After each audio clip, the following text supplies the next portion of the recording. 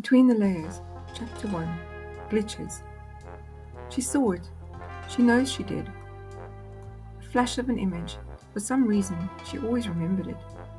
An image of herself, lying on her stomach on a bed, holding something in her hands, communicating with someone, not talking, typing, on a small device. Not possible in those days. It was 1980. Cell phone message were not in existence yet. Through the years, Maya, now in her 30s, had noticed other things. Brief split seconds of something. More images, like a glitch. A glitch in what? She had no idea. It happened so quickly she wondered if it was just her imagination. But it happened quite often. Enough for her to notice, to realize something was happening. What was she seeing? She had no clue. She tried to freeze the images as they occurred, like she was taking a screenshot in her mind. It was too fast. But what she could remember was that it looked like something, sort of a circuit. Like the ones you see when you open a computer. Did everybody experience this? Nobody she knew ever spoke about strange incidences. She wondered if everyone could see the air like she could. If she brought her attention to it, she would actually see the tiny molecules floating around her. If she was sleeping and someone entered her room, she would instantly awaken because she could feel the air molecules getting denser. As if, when an extra person was in her space, the molecules moved closer to make room for the extra person. She had always felt this and assumed others did too. Maya even realized that if she concentrated hard enough and focused her gaze on a specific person, that person would be able to feel her gaze and look straight at her. This was a little disconcerting to her. She had only ever done it twice because she knew without a doubt that it worked. She didn't like others noticing her, so had no reason to actually use that talent. Talent? Could you even call it a talent? She shook her head absent-mindedly and brushed off her strange thoughts. She had work to do, no time for pondering the strange and uncanny. She enjoyed her time to herself. It was the only time she could delve into the strange mysteries of her life. Normally, life was so busy, it overtook all her thoughts. Almost as if she wasn't actually supposed to stop and realize something else was going on. Like she was just meant to follow the automation of every day, live in the rat race without a chance of escape. Be a robot, a good citizen, be controlled. Controlled? By whom? She thought to herself. Now that was definitely the question. Who was actually in control? There were the odd occasions where she could have sworn someone was following her car. She just put it down to being overdramatic. She had driven past her house and turned left, but the car had driven on, so she thought she was just being silly, and drove round the block before pulling into the driveway. 2 seconds later, someone in a black Jeep with darkened windows pulled up and parked on the opposite side of her house. Maya felt a surge of adrenaline course through her stomach. Why would someone follow her? There was literally no reason. She was not a spy, had never done anything above the law. Was she just imagining this? She pulled the car in and locked up everything. She felt pretty safe with the 3 trusty Rottweilers. Her little adventure was soon forgotten once she was inside her house. Her home was her safe haven, her comfort zone. Nobody she didn't trust could enter without her permission, and she knew this. She felt protected, from the outside world anyway. The inside world was another story altogether. Maya did remember one night she had woken suddenly, startled for some unknown reason. She felt a pressure pushing down on her, heard a soft humming noise, looked up. What the freak?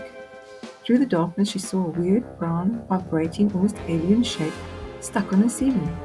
It looked like a huge hornet's nest with a long funnel slowly reaching down towards her. What the freak? She yelled again, jumping out of bed, trying to escape whatever this was trying to invade her space. Reaching for the main light switch, she slammed it on in panic. Dazed and confused and still half awake, the light suddenly bright. Maya rubbed her eyes to make sense of what she just saw. It was gone now, but it was so real. Was she going mad? Was it a dream? She switched off the light to check. Still nothing. Switch it back on. Nothing. Maya had no way of knowing what she'd just seen, but the image, the vividness, and the detail of what she saw stayed with her. It puzzled her for years, but thankfully she never saw it again. She did, however, see other things, always just after falling asleep. Maya would suddenly stir, open her eyes and see things in the darkness of her room. Sometimes it looked like beetles flying around aimlessly. Sometimes it was sparkly tiny moths circling her room. Sometimes it was a spider forming a web across her ceiling, spiraling down in the corner of her room. Lately, it was a tarantula, climbing on her wall unit next to her bed, where she kept her makeup. She sat up and watched it. It hid underneath the shelf. Then as she sat back, it crept back into the top of the shelf. She could see its spidery, fluffy legs move slowly, feeling its way around the shelf. Maya even got up in the dark and stood close enough to observe it, but far enough that it couldn't jump on her. It crept back under the shelf. She had her eyes fixed on it as she reached for her light switch, grabbed her slipper, ready to swat it hard. It was her or the spider, she thought to herself, and it most certainly was not going to be her. But as she clicked the light switch on, the spider completely disappeared. What the heck? She whispered to herself, half relieved it was gone, but a little concerned for her state of mind. Am I going totally mad? Are these just figments of my imagination? You see, all these things she was seeing always disappeared whenever she switched the lights on. She thought back to her teenage years when she'd absent-mindedly sketched a picture of a weird-looking, fat, segmented, and almost spider-like beetle. Ugh, now that's not something I'd like to come across, she said to herself at the time. Later that night, she saw something scuttling across the floor. She whacked it with a fly swatter and scooped it into a dustpan. It looked exactly like the sketch she'd made earlier. She brushed it off as a coincidence, but deep down, she had never really believed in coincidences. On her 19th birthday, Maya had just fallen asleep when she felt a tickle on her neck and sleepily brushed it with her hand. Suddenly, she felt a sharp, burning sensation. She swiped at it again and this time felt something sting her finger and grab on. She whimpered in pain, trying to shake off whatever it was, and grabbed for the light switch. The trusty mastiff that slept on the bed was up in a flash, ready to attack whatever was hurting her. Maya checked her bed. Nothing. The mastiff was barking and jumping back and forth on the floor, so he must have found something. She told him to back off, just in case whatever it was bit him too. Oh my word, it's a scorpion, Maya exclaimed in shock. She grabbed her boot and hit it as hard as she could. Her neck was burning. Was she poisoned? Luckily, she'd lived in the country since a baby and had been taught that with scorpions, the thicker the tail and smaller the pincers, the more venomous it is. This scorpion did not have a very thick tail, so she should be okay. She put its squished body in a jar and told her parents, just in case she had some sort of reaction, which fortunately she didn't. Maya's dad passed away later that year, and her mom had suffered a severe heart attack and had to go to hospital for a quadruple bypass. Maya had been at the house alone for the first time in her teenage life, but had been so worried about her mom, she had not felt afraid. During the night, she had heard distinct footsteps down the tile passage, which sounded just like her mom's usual nightly walk to check on her. Maya had felt safe and warm and protected, even though her mom was still in the hospital recovering.